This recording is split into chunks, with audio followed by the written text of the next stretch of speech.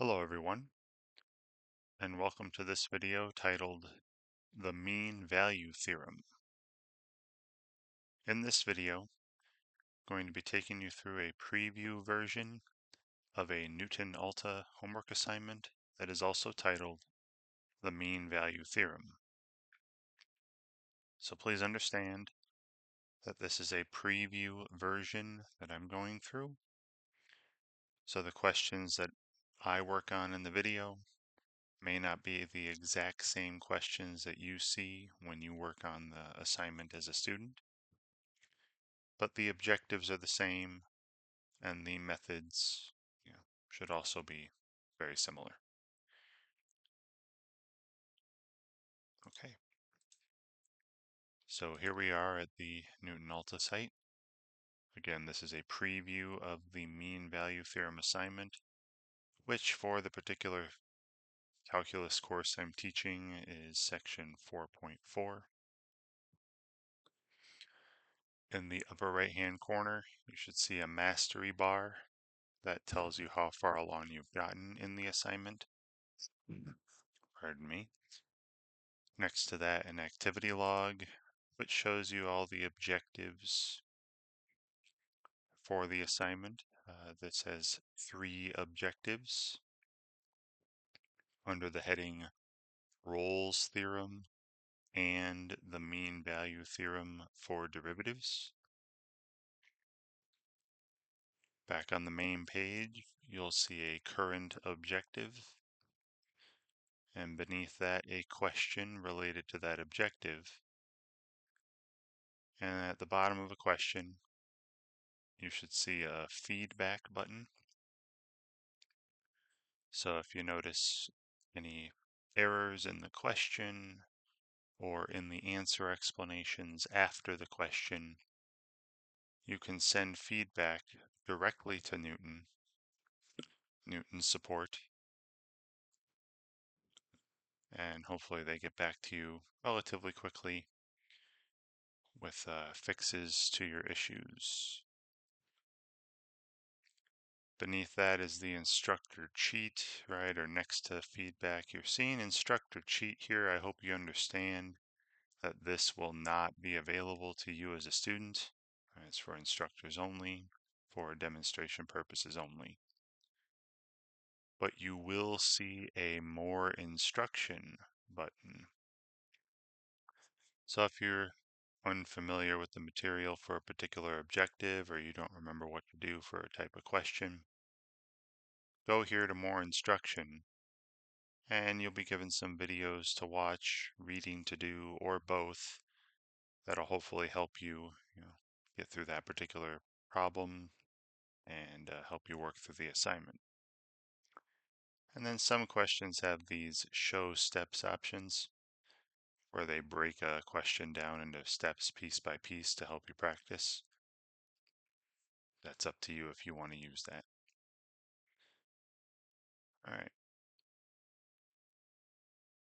So the name of the section is the mean value theorem, and they also mention Rolle's theorem in one of the objectives. So I want to talk about what those are first, and then we'll get back to the questions.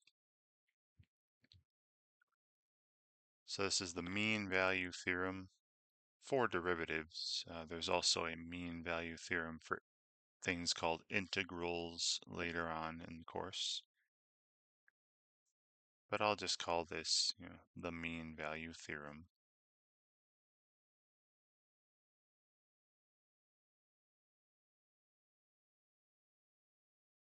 And whenever I apply it in a problem, I'm just going to be abbreviating this MVT, okay, say CMVT. That'll be this mean value theorem. So here it is. Here's the statement of the theorem. So if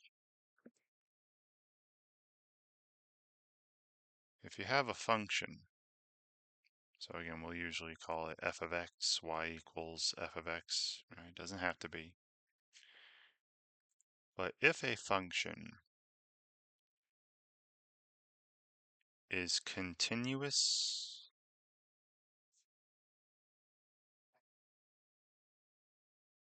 on a closed interval.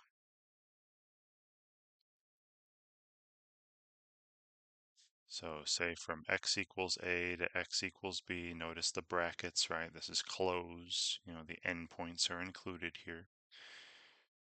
So if a function is continuous on a closed interval from x equals a to b, or input a to input b, and also, okay, there's more to it, and f is differentiable, meaning the derivative exists.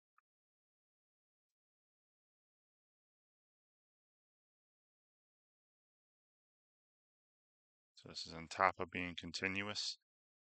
So, and f is differentiable on the interval, the open interval between a and b. So you could say open interval here. So it's continuous from, input a to input b, and differentiable, the derivative exists, f prime exists for every value between the ends. So if both of these things happen, then we're guaranteed the following. Okay, then there will be, right, you're guaranteed this. There will be at least one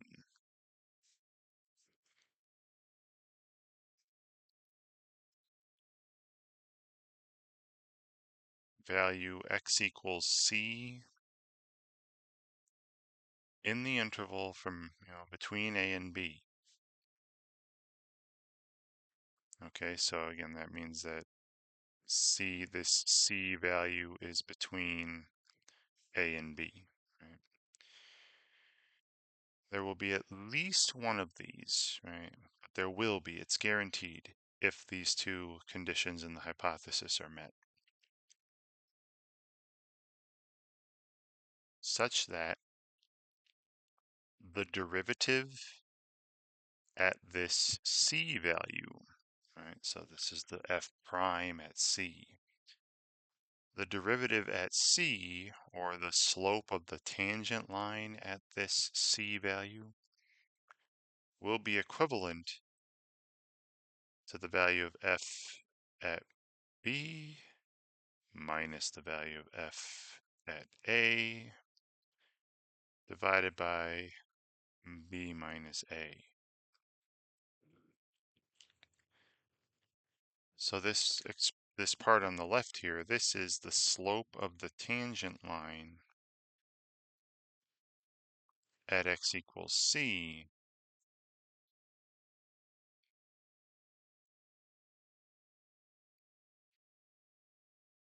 and the expression on the right side of this is the slope of the line going through the endpoints. See, one's at a f of a, and the other at b f of b. This is the rise over the run. This is the slope, and I'll draw a picture to go along with this too. The slope of the secant line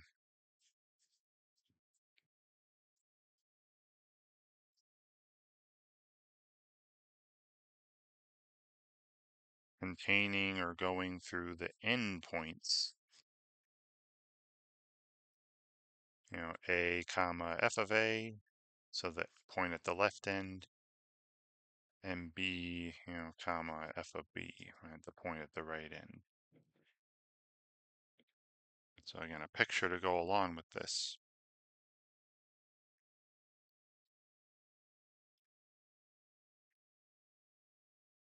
So you have your xy plane here, your two-dimensional plane. We're looking at a closed interval, from x equals a to x equals b. And I've got a function, and I'm going to graph a function here that, again, is continuous from a to b. So here's, say, the endpoint a f of a, And here's the other endpoint, b f of b, all right? So I'm going to draw a curve that's continuous, meaning I can get from one point to the other without lifting my pencil, without any gaps, holes, jumps, or breaks, but also differentiable. So remember, differentiable means, the derivative exists everywhere in between A and B. And if the derivative exists, that means there's no sharp changes in direction, no pointy places, right? Also, no points where the derivative is infinite, right? We have a vertical tangent line. So I could just draw a straight segment here, but I'm just going to draw something like this. So again, the derivative, no sharp points, right? No sudden changes in direction, nice and smooth and continuous, right? Continuous and smooth, continuous and differentiable over this interval. All right, so what this theorem states is, if this is happening, right, you have a function that is continuous and smooth from this a to b value. Here's the line going through the endpoints. So this is my secant line, going through the point a f of a, b f of b, right? The slope of this secant line, and is the rise, f of b minus f of a, divided by the run, b minus a. And what the theorem states is that there's at least one point in between with a tangent line parallel to this line going through the endpoints. So looking at my picture I drew here, right, it looks like maybe this point here. So here's the tangent line there. And it should be, it looks like there's a point where the tangent line is parallel to this secant line going through the ends, right? So this would be one of those C values that they talked about.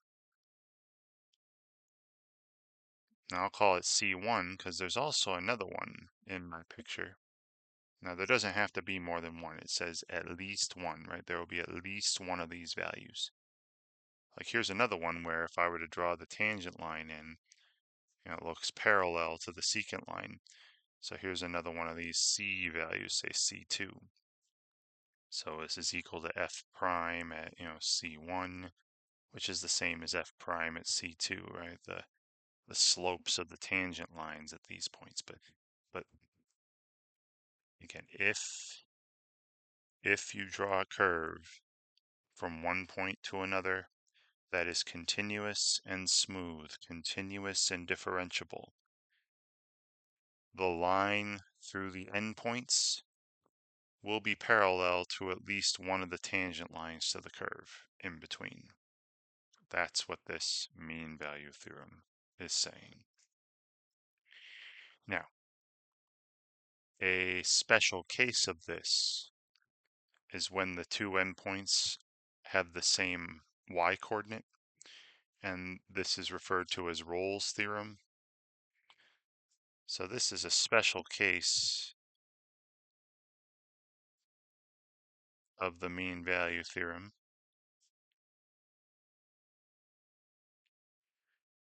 So they call this Rolle's theorem, and named after a mathematician.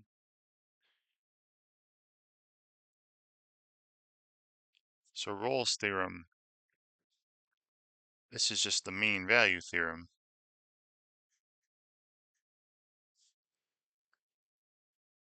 Where f of a is equal to f of b.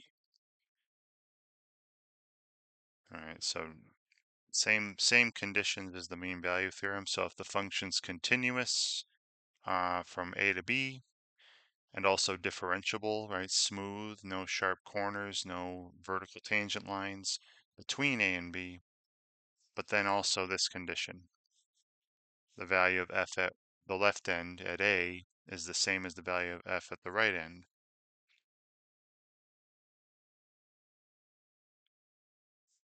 So I'll draw a similar picture again. So closed interval from A to B, but this time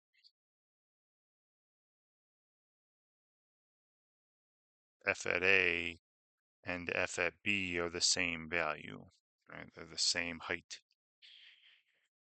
So all the other stuff's still happening, right? So I can draw from here to here, and without a gap, a jump, a hole, or a space, right?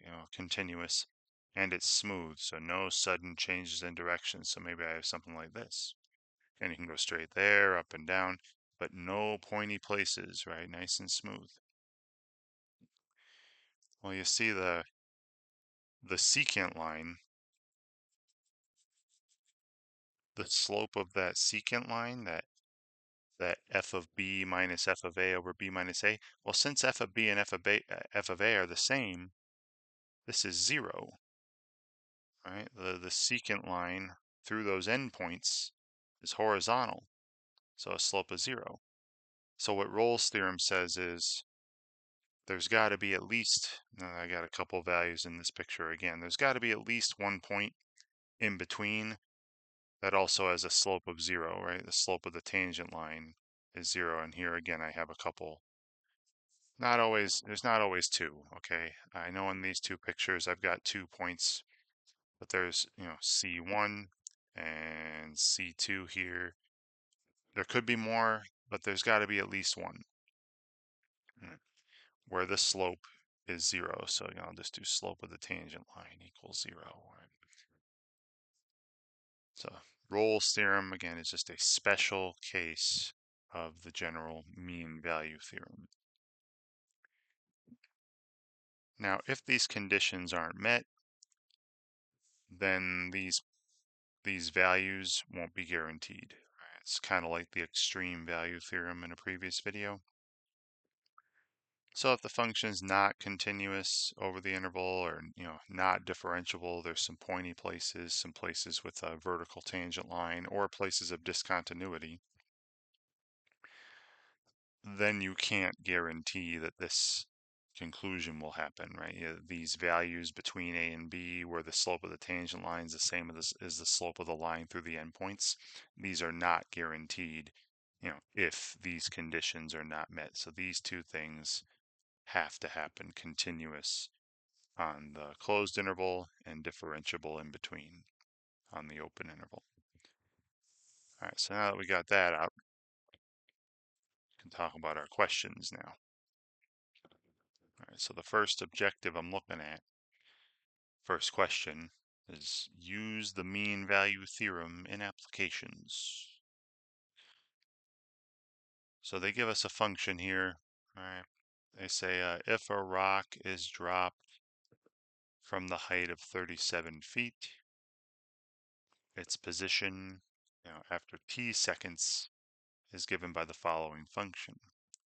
So the position, the height of the rock off the ground is s after t seconds by -16 times t squared plus 37. So we're asked to find the time guaranteed by the mean value theorem when the instantaneous velocity, so that would be slope of a tangent line. Remember, instantaneous rate of change was a derivative, a slope of a tangent line. When the instantaneous velocity of the rock equals its average velocity over the complete fall. So remember, average rate of change, that was the slope of our secant lines. So over a period of time, not just at one particular moment. And enter an exact answer. So I'll draw a picture of what's happening here. So this position, the height of the rock off the ground, is given by this function, right? S of t equals -16 times t squared plus 37.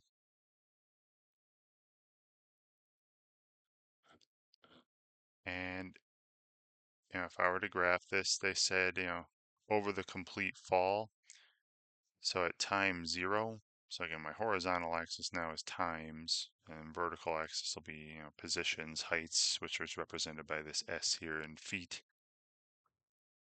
So the initial, they said it was at an initial height of 37. All right, so there's the point 0, 37. Right? And then it's dropped, right? Now, if you were to graph this, this is a quadratic, right? Parabola opening downward. The height would decrease, and we'd be on the right half of this parabola going down. And then eventually, it hits the ground. All right, so we got to find this time here first. So let's do that. Find when does it hit the ground first, because that's going to give us the complete fall. All right, the time it takes to hit the ground, the time for the entire fall. So when is the height, equal to 0? Oh, that's just when, negative 16 times t squared plus 37 is equal to 0. So when t squared is, 37/16, would subtract 37 divided by negative 16. So the times where this position is 0, one is positive, square root of 37 divided by 4, right? Square root of 16 is 4 seconds. Or the negative time, negative version of that, but we're talking about time since the rock was let go, so not the negative one, right? So this has got to be positive. So this point here is positive, square root of 37 divided by 4, comma 0, right? After that amount of time, the rock has hit the ground. So our average velocity over this entire fall, right, from the 37 feet in the air to 0 feet in the air, that's the slope of the secant line going through the endpoints, right? So our average velocity over this period of time, again, is just the value at the right end, which is 0 feet, minus the value at the left end, right? So we're on this interval, right? The interval for the fall then is the interval from time 0 to this time square root of 37 divided by 4. All right, we're talking about this interval here. So the average velocity over this interval, again, is the height, the output at the right end, 0, minus the output at the left end was 37, divided by, and then, the time at the right end, square root of 37 divided by 4, minus the time at the left end, 0. So can you see there's definitely a negative average velocity here, because you're falling, right? Going down is a negative rate of change. Things are decreasing. Position is decreasing. So this would be negative 37 in the numerator, divided by, and then this square root of 37 divided by 4 in the denominator. Which, if you simplify this, if you don't like having the radicals in denominator, I can multiply the top and bottom by 4, and then this will be negative, 4 times the square root of 37, because 37 over root 37 would just be root 37 again. So there's my, and this would be in feet per second, right? Because the numerator is in feet position, is position units. The denominator is time units, and those were given in feet and seconds and whatnot. All right, so this is the average, no, that's not the answer. It's not the answer. This is the average velocity of this rock over the time it fell, right? From time 0 to this square root of 37 over 4 seconds. Now, this function is a polynomial function, right? So it is definitely continuous. So I'll say this s of t here. It is a continuous function, definitely continuous on this interval from 0 to the square root of 37 over 4 seconds. And you look at the derivative, right? S prime, definitely another polynomial, right? That'd be negative 32t. So S is also, this derivative, negative 32t, that's never going to be undefined, for values in between these ends from 0, on the open interval from 0 to root 37 over 4. So S is also differentiable. Right? The derivative exists for every value in between these endpoints on the open interval from 0 to square root of 37 over 4. So since, both these conditions are met, check and check, by the mean value theorem, by MVT, there should be some value of x, at least one. It's guaranteed at least one. There's at least one value in between these two ends. Well, not x, t. Sorry, I said x. I meant t. By the mean value theorem, there is at least one value of t, right, of my input, in between 0 and root 37 over 4 in the open interval between the ends, such that s prime of t equals, negative 4 root 37. Right, this average velocity going of the slope of the line going through the ends. So we just have to solve this equation now. So when is negative 32t equal to, negative 4 times the square root of 37, divide by negative 32, and we get the following. We get the square root of 37 divided by 8, right? 4 goes into 32 8 times. And this would be in seconds, right? There's where the slope of the tangent line would be the same as the slope of that line going through the ends. Now, square root of 37, that's about 6, divided by 8. This is about 3/4, which would be maybe around here. I mean, it's just halfway through. That's half of the square root of 37 over 4. So there's square root of 37 over 4. So square root of 37 over 8 is halfway between 0 and that. So at this point, when the time is square root of 37 divided by 8 seconds, at that moment in time, the instantaneous velocity, right, the slope of the tangent line, is the same as the slope of the line going through the ends, right? The instantaneous velocity at this moment is the same as the average velocity over the entire fall. This is what they're asking us to enter. Square root of 37 divided by 8. And we can also, I'm going to do this. Go to Desmos, if you like. So I think they'll work with t here. So I have s of t equals, negative 16 t squared, then plus 37. And I'll set it up so we're only looking at the fall. So from time 0 up into that, time it hits the ground, that's square root of 37 divided by 4 seconds, right? So there's the piece of this curve that represents the fall of the rock. I know it's kind of hard to tell, but so again, you got the 0.37 at the top, and then this, point way down here. 1.52, 069 there, that's the square root of 37 divided by 4, rounded to 5 decimal places. So here's a piece of that curve representing the fall.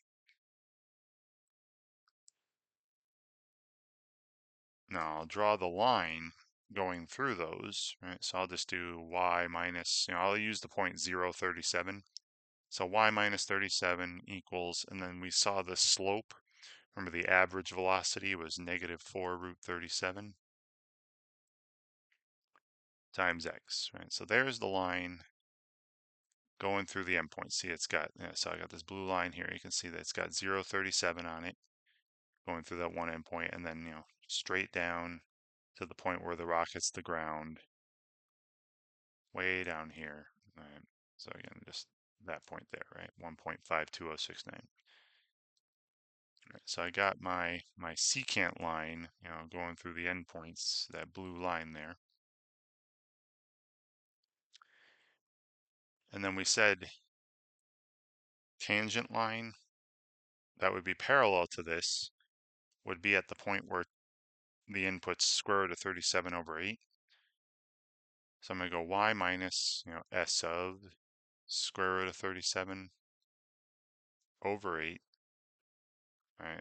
The value of s, that'd be the y coordinate, the output at square root of 37 over 8, should be equal I'm doing point slope form here, the same slope.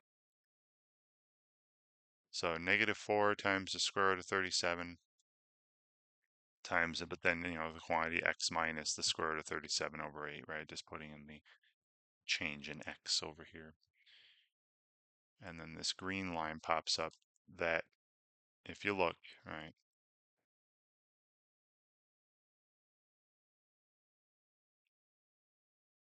it's really hard to tell because this is so thin.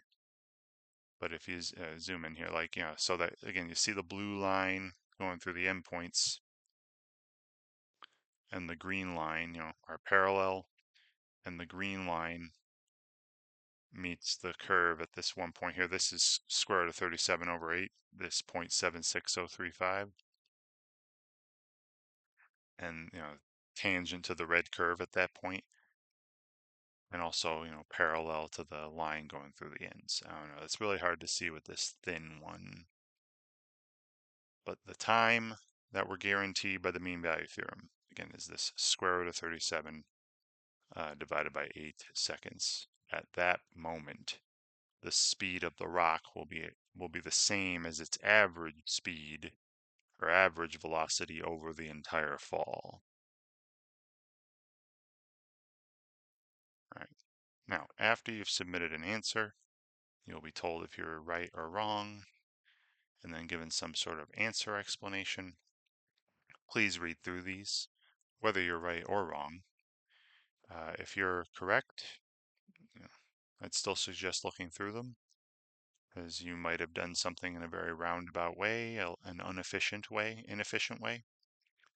And if you read through the answer explanations, perhaps they do it in a much more efficient way that you like better and would want to try for future questions of that same nature. Now, if you got it wrong, definitely read through the answer explanations and try to figure out where you went wrong, right? Why you were wrong, and hopefully you can learn from your mistakes for future questions like that. All right, so continuing on. So this is pretty similar where we're trying to find values of, now I called them C in the theorem, like in the first, the opening of this video. You're just finding input values between the endpoints where the slope of the tangent line will be the same as the slope of the secant line going through the endpoints. Right, that's what this mean value theorem is given us for, continuous differentiable functions over some interval. All right, so find the values of C, guaranteed by the mean value theorem. So here, given the function f of x equals 6x squared plus 3x minus 10, looking over the interval just from -3 to 0, find a point, between -3 and 0 so that it satisfies the mean value theorem.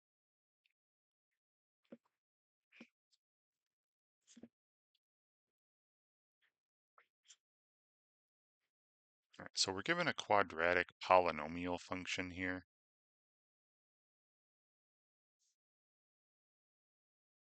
(6x squared plus 3x minus 10).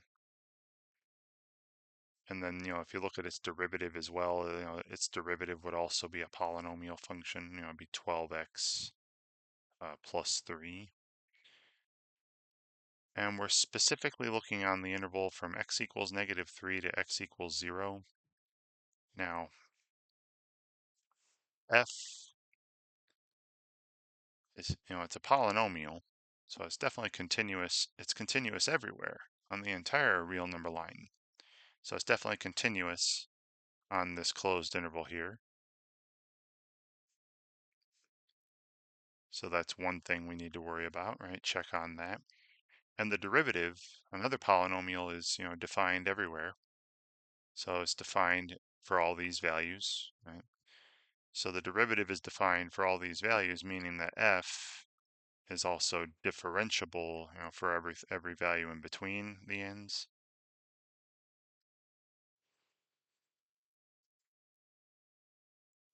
So check on that as well. So it's continuous over the interval from one end to the other, and the derivative exists in between, everywhere in between.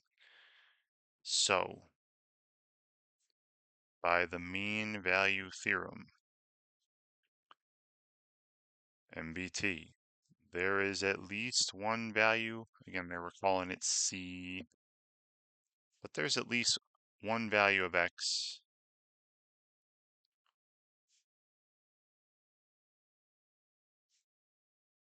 in between -3 and 0,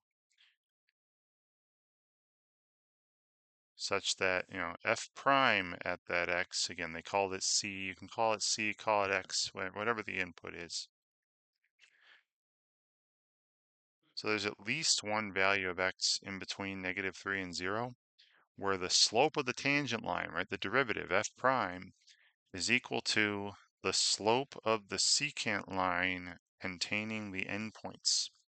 So that'd be, the value of f at the right end minus the value of f at the left end, that'd be the rise, and then the right end value minus the left end value, there's the run.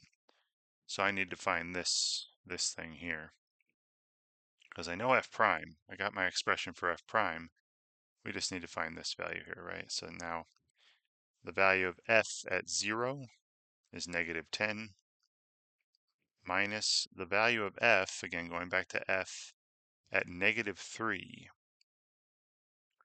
Let's see, -3 squared is 9. 9 times 6 is 54. And then -3 times 3 is -9. So you got -19. 54 minus 19 would be 35. So the value of f at 0 at the right end is -10. The value of f at -3 at the left end is 35, and you're subtracting those. And then 0 minus -3 is, 0 plus 3. So this is -45 in the numerator, divided by 3 in the denominator. So this is the slope of the secant line, -15. And again, if you were to draw this, what's happening here is, at -3, all right, the value is -10. Oh, sorry, no, -3, the value is 35. So I got this point, -3, 35, and then 0, -10. And then we're on some parabola opening up, right? This is a quadratic opening up. The axis of symmetry would be at -3 over 12 at -1/4. So we're on this part of this parabola here. Now -1, so we go down, -1/4 is a little left of 0. So it's getting to the lowest point a little to the left of this and then coming back up. So maybe something like that, right? There's the graph of f. So yeah, what this is saying here, this f at 0 minus f at -3 over 0 minus -3, that's the slope of this line, right? The line going through these endpoints, right? The slope of this secant line is -15. So what we're trying to find, right, we're trying to find a value between -3 and 0 whose tangent line also has a slope of -15, right? So where the derivative is equal to -15. So we're solving this equation, right? The derivative we said was 12x plus 3. And we're saying, when is that equal to -15? So let's see, 12x equals -18.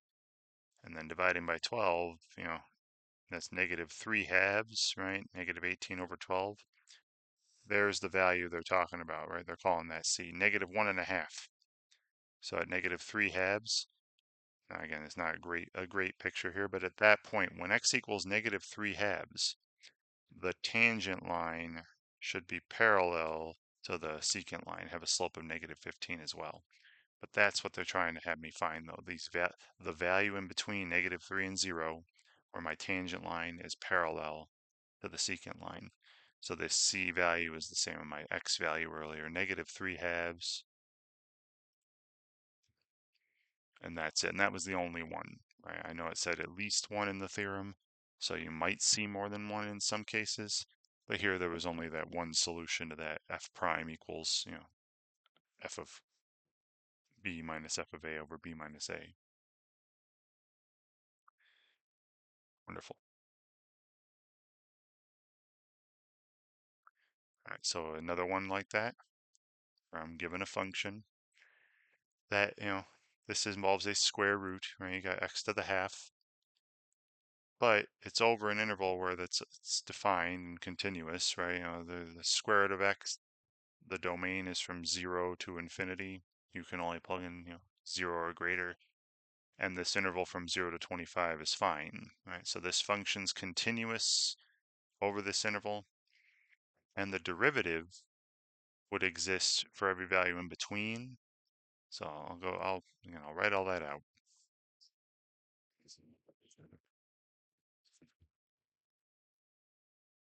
Okay, so the function we're given,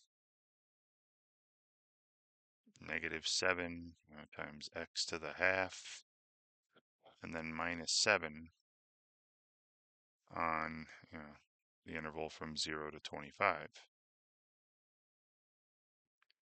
Now, if you look at the derivative, right, f prime would be negative 7 halves times x to the negative 1 half.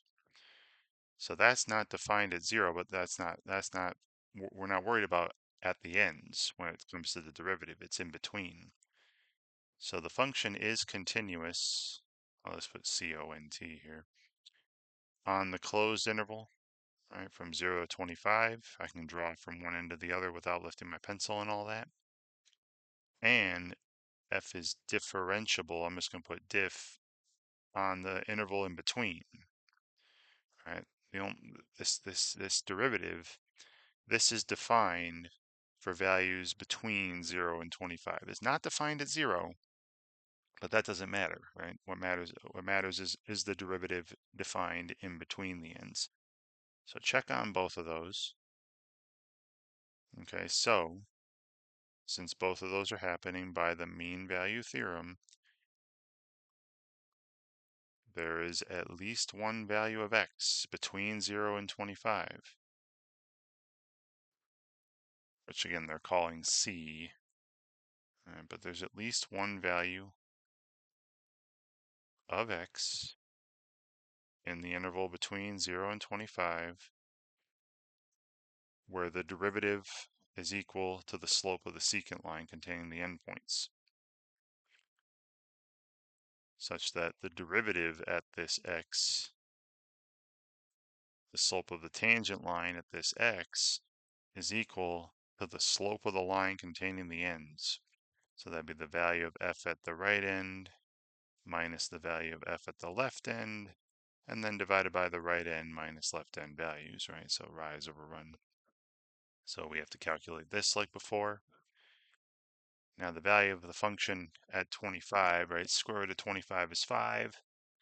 So this would be negative 35 minus 7. That's negative 42 minus, and then the value of the function at 0 is just negative 7. All right, so there's the numerator. And then, 25 minus 0 is 25. So my numerator is, negative 42 plus 7. So negative 35 divided by 25, which if you simplify would be negative 7/5. All right, so the slope, there's the slope of the line containing the endpoints, right? The slope of the secant line containing the endpoints, the average rate of change over this interval. So now we're looking for points where the instantaneous rate of change, where the derivative is equal to this same thing, where the tangent line would be parallel to that secant line. So I'm taking f prime here, right? Negative 7 halves times x to the negative half. set it in equal to -7/5 and solving, right? Now if I multiply both sides by -2/7, x to the negative half would be equal to +2/5. And if you flip both sides, you get x to the positive, because this is 1 over x to the half. X to the positive half then must be +5/2. And then you square both sides to get rid of the square root there, the half power. So 25/4 is the value in question. This is the value that they're talking about, right? And that's between 0 and 25, right? So there's the value. There's a value between 0 and 25 where the derivative, right, the slope of the tangent line would be equal to the slope of the line going through the endpoints. So I'm entering 25/4. And again, they call this value C, 25/4.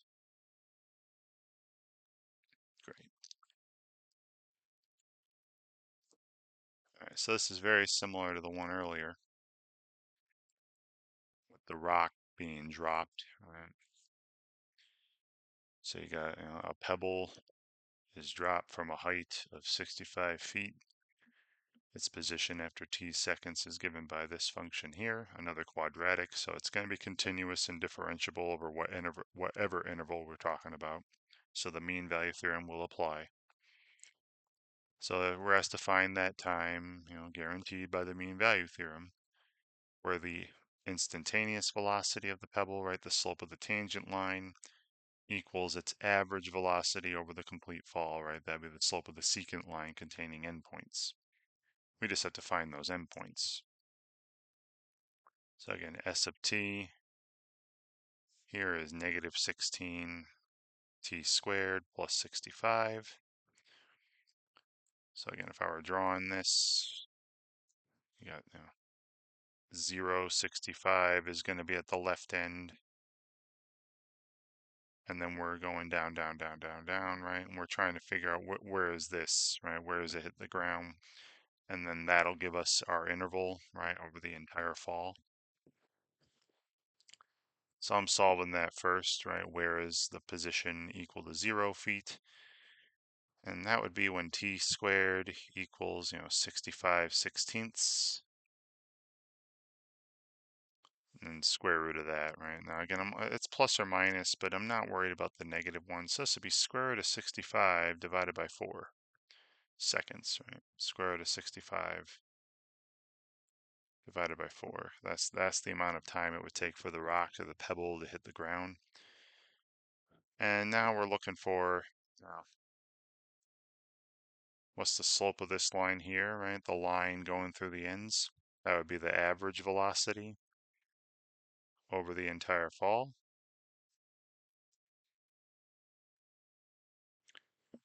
So again, it's the output, the position at the right end is 0. The position at the left end is 65, right?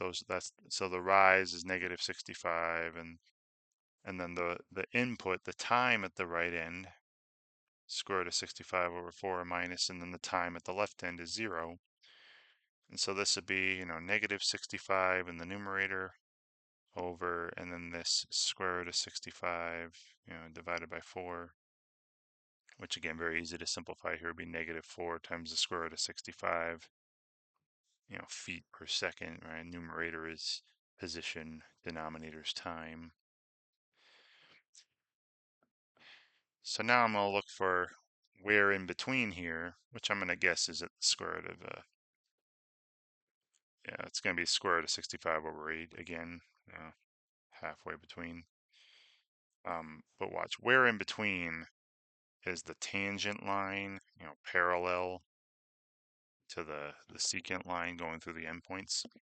Now S prime of t is, -32t again. And we're asking where is this equal to this average velocity over the entire fall, this slope of the line through the endpoints here. So again, dividing both sides by -32, the time that we're looking for is, square root of 65 divided by 8 seconds. that at that time, the speed, the instantaneous velocity of the pebble is the exact same velocity as its average velocity over the entire fall. Enter an exact answer, right? So time is square root of 65, all divided by 8. Make sure the 8 is not inside the root. Wonderful.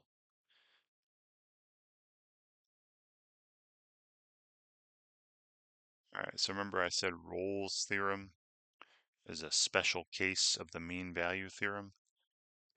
So Rolle's theorem is where the value at the left end and right end are the same. So the secant line going through the endpoints is horizontal and therefore has a slope of 0, right? So then you're looking for values in between the ends where the tangent line is 0, right? So see where f prime is equal to 0. So again, Rolle's theorem, just a special case of the mean value theorem. So using Rolle's theorem for the following function, it has to find all the values. Again, they're calling these values in between the ends C. So here it's in between. We're looking for values in between -2 and 4, where the derivative is 0. And that's it. And if there are multiple values, separate them using a comma. So real simple, here is my function. And it's a polynomial, a cubic polynomial this time, 2x cubed minus 15x squared over 2, or 15 halves x squared, then minus 9x plus 3, and we're talking about on the interval from -2 to 4. So again, the reason they're mentioning Rolle's theorem here is because the value of this function at -2 is exactly the same as the value of this function at 4. All right, and both of these would be, let's see, -2 cubed is -8, times 2 is -16. Then this would be 4, 2 goes into 4 twice. This would be -30, so -16 minus 30. So -48 plus 18 would be -30 plus 3 would be -27. All right. So you'd have this going on. So again, from -2 to +4, both of these have a value of -27. And so you got that point over here, that point over here. So the line going through those, right, has a slope of 0. Now, of course, there's more to the curve, right? And we're trying to find the places where I'll draw more of the curve in when we actually find them. But there should be points on the, because it's a polynomial, it's continuous on this interval. Its derivative should exist everywhere in between, right? So we should be able to apply the mean value theorem here, Rolle's theorem, and say there should be some values, at least one value in between -2 and 4, where the tangent line is also has a slope of 0. So we're trying to find where is this happening. Where is f prime equal to 0 in between these two values? So f prime, again, simple polynomial one here, power rule, term by term would be 6x squared, then minus 15x, then minus 9. And I could use the quadratic formula here, but this seems like it's going to be nice and factorable. I could pull a 3 out of all these. And give me 2x squared minus 5x minus 3. And then factors of, 2 times -3 is -6. Factors of -6 to have -5 are -6 and +1. So x minus 3 would be one factor, right, divided by 2. And then 2x plus 1 for the other factor, right? Just double check that. That'd be 2x squared minus 6x plus 1x for minus 5x and minus 3. Great. And so we're seeing that x equals 3 and x equals -1/2. Those values would give me a derivative of 0. And both of these are in between, right? So 3 is here, and negative 1/2 would be over here. So at these points, wherever they are, should give me so I'm just going to put some points here. They should have horizontal tangent lines. Again, this isn't probably the best graph. Let me go to Desmos and show you. But there's when x equals negative half and when x equals 3, you got these points at tops of hills, bottoms of valleys, right, where there would be a horizontal tangent line. All right, yeah, so let me go to Desmos and we'll see that more clearly. So again, my function was 2x cubed, then minus 15 x squared, oops, not percent of, squared divided by 2, then minus 9x plus 3, and we're only looking at it, from negative 2 to 4. So embraces here, negative 2 less than or equal to x less than or equal to 4. All right, so you're seeing, yeah, see this part of the curve here, get negative, that little bit, just this little bit right here. All right. Now look, see how the left end, oh, is negative 25. So my apologies, negative 25 was the output at negative 2. I said negative 27 earlier, but it doesn't matter. It's the same on both ends. You see at positive 4, also negative 25.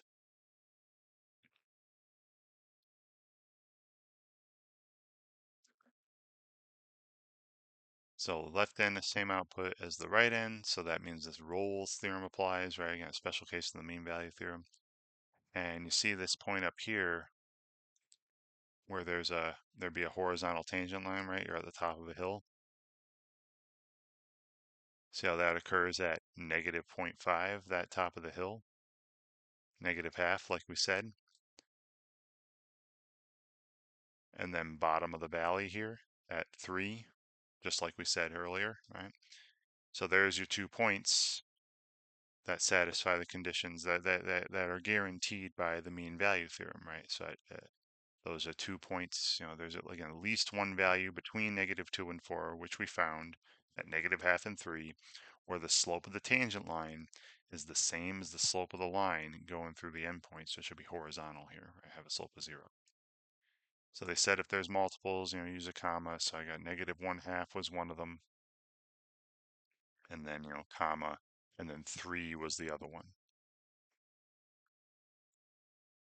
So again, my apologies. The value at both ends was negative 25, not negative 27, but still, that really didn't matter here. What we were trying to find were the values in between the ends where the slope was 0, where the tangent had a slope of 0. All right, so here's another one. Apply Rolle's theorem. So we're asked, so this is an interactive one where you got to do some point moving. So given the graph of f below, represent Rolle's theorem graphically.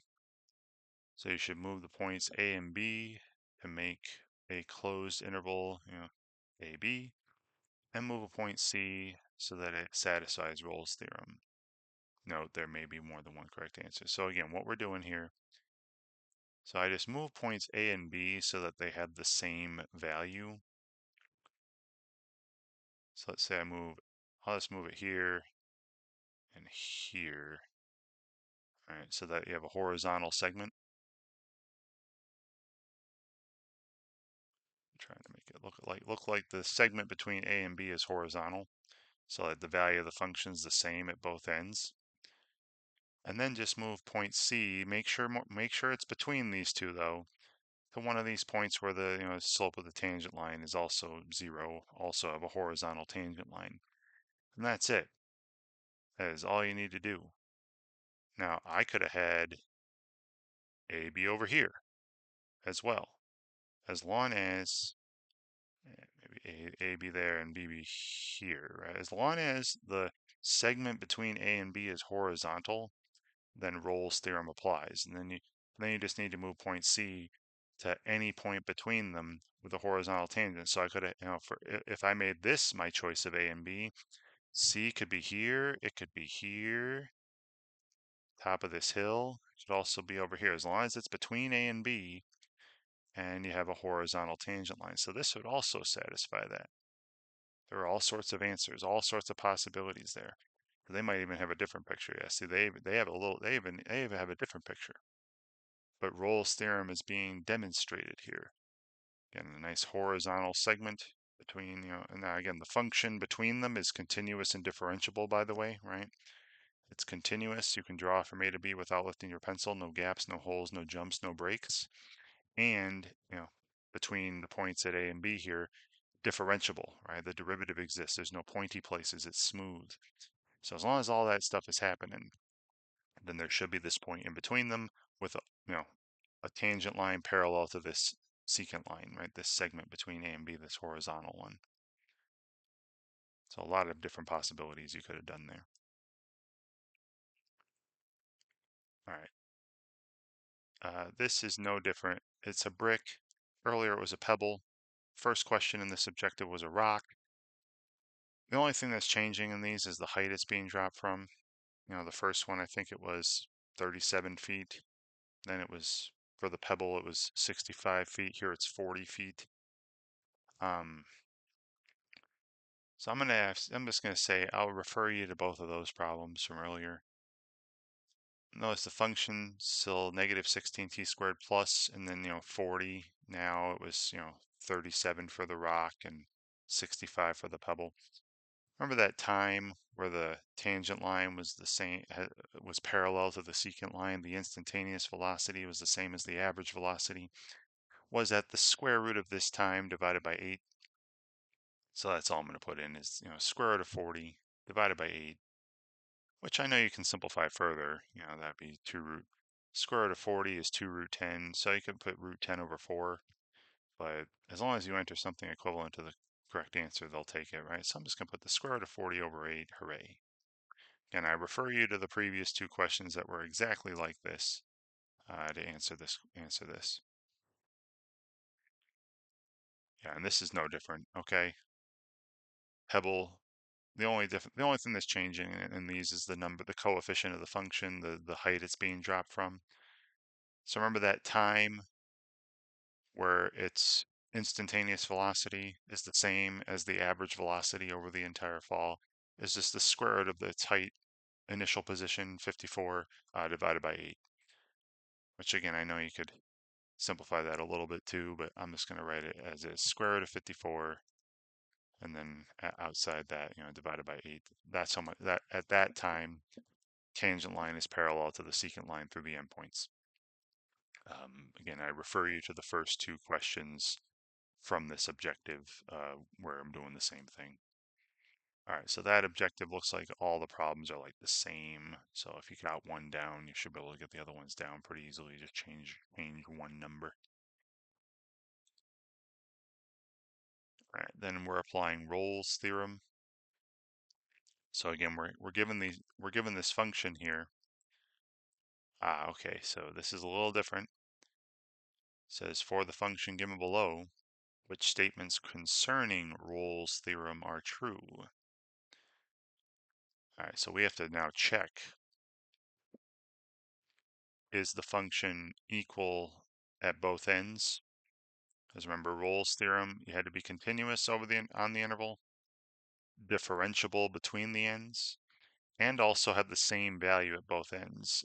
Then you'd be able to find a value in between where the tangent line was horizontal, right? The slope of the tangent line was the same as the slope of the secant line, which is 0. All right, so I'll write this out. We got to figure this out. Does Rolle's theorem apply to this function? All right, so my function given here is rational, right? 4x plus 3 in the numerator and x squared minus x minus 12 in the denominator. And we're talking about on the interval from -9 to 6/11. And the question is, would Rolle's theorem apply to this? Well, right away, I'm seeing the following, right? Look at the denominator. This factors to x minus 4 times x plus 3. So right away, I'm seeing f is not continuous on this interval, because it's not continuous at x equals 4 or x equals negative 3. Now, 4 is not in here, right? This only ends at 6/11, but negative 3 is, and that's the problem, right? Negative 3 is in this interval. Now it says select all that apply, though. So 1, Rolle's theorem does not apply because f is not continuous on this interval. Right, again, negative 3 is a problem. All right. Also not differentiable, because if it's not continuous somewhere, it's not differentiable. All right, so it's not in negative 3. Again, at negative 3, it's not continuous, so it can't be differentiable there. Now let's see. Do they have the same value at the ends? All right, so I'm actually just going to go to Desmos and enter this because I don't really feel like writing that out. So our function given, all right, was, you had 4x plus 3 in the numerator, and then this x squared minus x minus 12 in the denominator. Now the value at negative 9 is this, and the value at 6/11 is the same. So that's, I'm not checking that one. Right? They do have the same value at the ends, but because of negative 3, right? Because of negative 3, not continuous on that interval and not differentiable on that interval. So Rolle's theorem would not apply. That means you're not guaranteed to have some value in between negative 9 and 6/11 where the tangent line is horizontal as a derivative of 0. Right. And this is pretty much the same kind of problem. Now, the intervals from negative 9, so once again, negative 3 would be a problem. If you factor the denominator, that's x times x plus 3. So it's not continuous at 0, but 0 is not in the interval, but it's also not continuous at negative 3, which is in this interval. So again, not continuous on the interval, so Rolle's theorem does not apply. And if you're not continuous somewhere, you're not differentiable, the derivative wouldn't exist there either. Now, is the value the same at both ends? Once again, I'll just go back to Desmos here. I'm just going to change this up. So the function numerator was negative 3. Let's see, it was negative 3x minus 1. And the denominator was x squared plus 3x. And the value at negative 9 is this thing. It's the left end. Now the right end's at negative 3/13. So let me change this input here to negative 3/13. And looks like they do have the same value at both ends. So I'm not going to select that one again. But still, because of negative 3, function's not continuous on the interval in question, also not differentiable then in between. You know. Okay, so pretty similar to the previous one. And then the only objective we have left is, finding the values of C. Again, I'll call it X, but the values of C that are between the endpoints, right, between the ends, where the slope of the tangent line would be the same as the slope of the secant line going through the endpoints, right? That's guaranteed by the mean value theorem.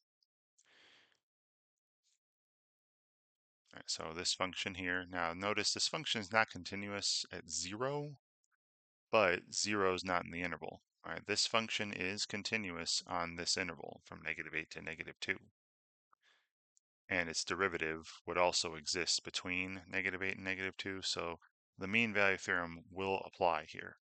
And they should, if they're actually asking us to use the mean value theorem, they should give you functions and intervals over which the mean value theorem will apply, right? If they don't, I would definitely send some feedback. All right, so this function here,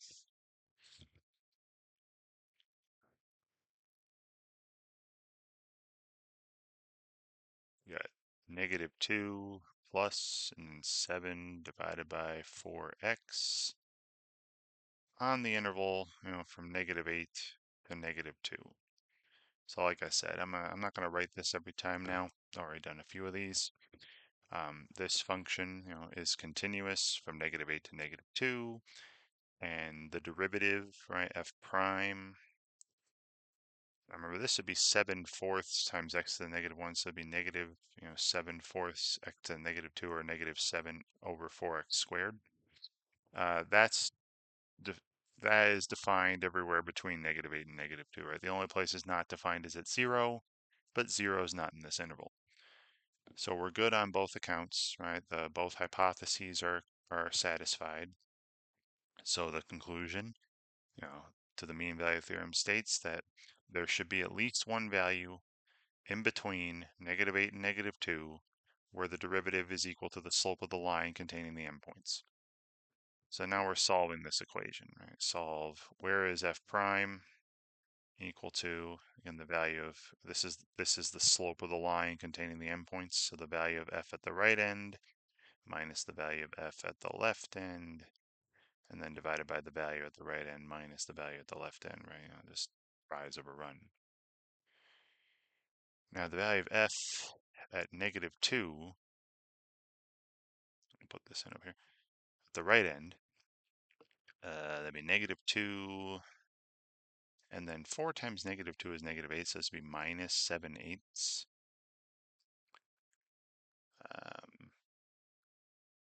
I'm just going to write it that way for now because we're going to be subtracting here. So -2 minus 7/8, and then minus, and then the value of f at -8.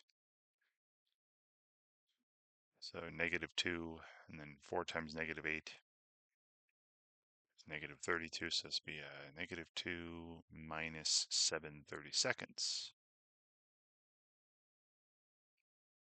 divided by, and then -2 minus -8 is -2 plus 8, would be +6. Now when you distribute the negative here, when you're subtracting, see how the -2's are gone, right? -2 minus -2. So I'd end up with, in the numerator, -7/8 and then plus 7/32, all divided by 6. And if you get a common denominator here, this would be times 4/4. So this would be -28 plus 7, so -21/32.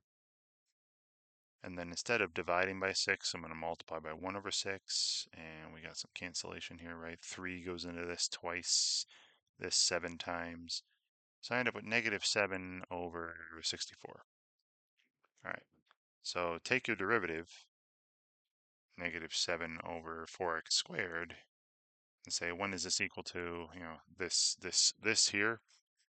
Again, this is the slope of the line going through the ends. So where is the derivative equal to this? So this is going to happen when obviously the numerators are the same, so when the denominators are equal.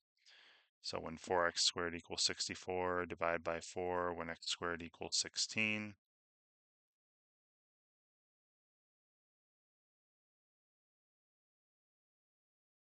And so x equals positive or -4 are solutions to this, but the only one that's actually guaranteed to have a tangent line with a slope that's the same as the secant line going through the ends, the only one that's actually in between -8 and 2 is -4, right? So don't answer +4, right? That's not in the interval, but -4 is. So that's what I'm putting here. And again, they called this C. All right, and I'm doing more of the same in the next problem. Oh, okay, never mind. Nope, this is an interactive one. So kind of like the one with the Rolle's theorem earlier. So it says, given the graph of f below, with the interval -5 to 0, move the point C so that it satisfies the mean value theorem. There may be more than one. Again, there's at least one value. So look at, there's point A, there's point B.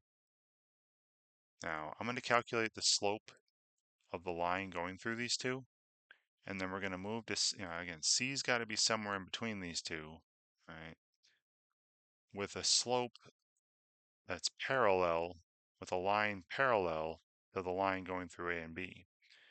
So let me use these numbers, all right?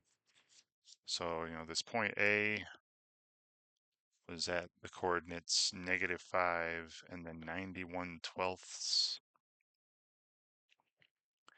And point B at the other end, at the right end, was at the point, 0, -2.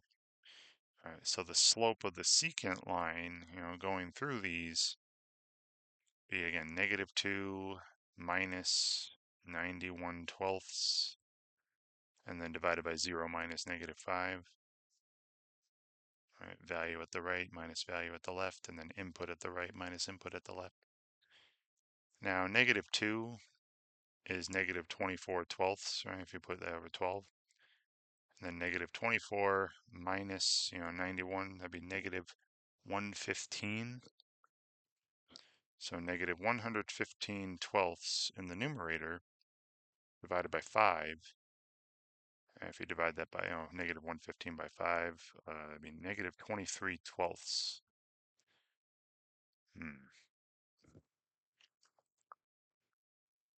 That's not a nice number.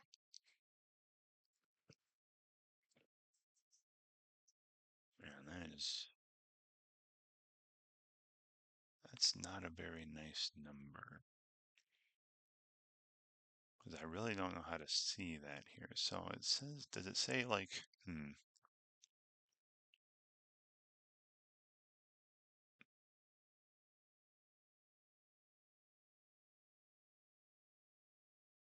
I want to move this point C to a -23/12ths is almost -2. It's a little larger than -2. So I want to have this line, so I'm moving it so that you're parallel to the line with AB. So maybe about there. If you were to imagine the line going through A and B. Now this has a slope down 2, right 1, down 2, and then something a little less than 1. That looks like about it, and I'm just eyeballing it here. Looks like at point C, the tangent, again, there might be another one, but at this point here, it just eyeballing it looks like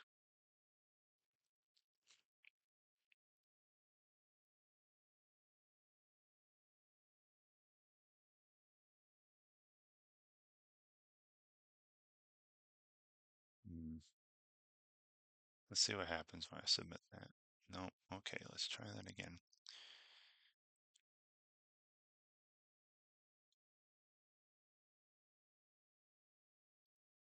Now I should be moving it to, because again, if it's parallel to the line with AB, I'm trying to get this line to be parallel to the line with AB.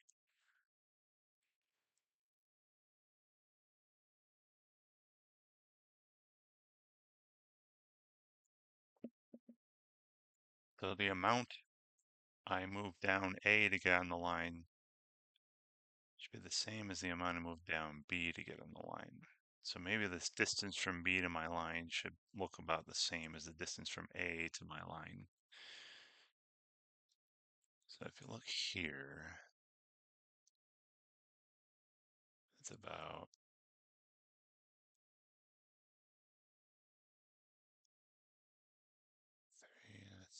three and some change. This is 1, 2, 3 units and some change. And then here, 1, 2, 3 units and some change. Maybe here. Oh, I hit view answer instead of submit. Still look, I mean,